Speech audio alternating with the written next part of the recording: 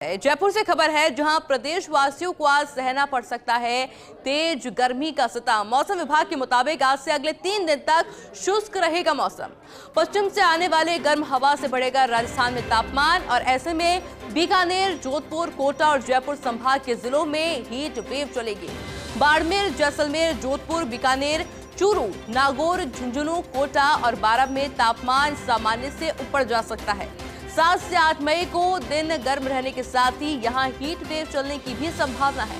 कई जिलों में दिन का तापमान पहुंच सकता है 45 डिग्री सेल्सियस तक। साथ ही इन जिलों में दोपहर में हीट वेव भी चलने की संभावना है। हीट वेव को देखते हुए विभाग ने इन जिलों में येलो अलर्ट जारी कर दिया है।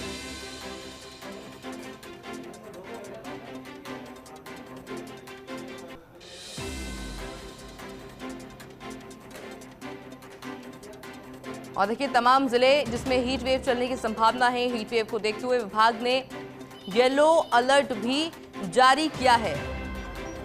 तेज गर्मी का सितम सहना पड़ सकता है प्रदेशवासियों को। मौसम विभाग के मुताबिक आज से अगले 3 दिन तक मौसम शुष्क रहने वाला है। पश्चिम से आने वाले गर्म हवा से बढ़ेगा राजस्थान में तापमान। बीकानेर, जोधपुर, कोटा और जयपुर संभाग के जिलों में हीट वेव चलने वाली है। इसके अलावा बाड़मेर, जैसलमेर, जोधपुर, बीकानेर, चूरू, नागौर, झुंझुनू, कोटा और बारां में भी तापमान सामान्य से ऊपर जा सकता है। और ये तमाम वो जिले हैं राजस्थान के जहां पर अगले 3 दिन तक हीट वेव चलने वाली है। तापमान 45 डिग्री तक पहुंच सकता है, जिसको लेकर मौसम विभाग ने येलो अलर्ट जारी कर दिया है। यानी कि बच्चों को बाहर ना निकलने दे इतनी तेज गर्मी में, और जितना हो सके पेय पदार्थ का सेवन करें, क्योंकि तेज गर्मी का सितम अभी और भी सताने वाला है।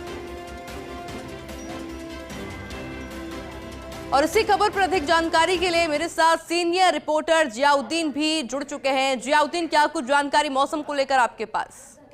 आइए देखिएगा कि जैसा कि संभावना जताई गई थी उसी के अनुरूप आज तापमान में बढ़ोतरी दर्ज की गई है।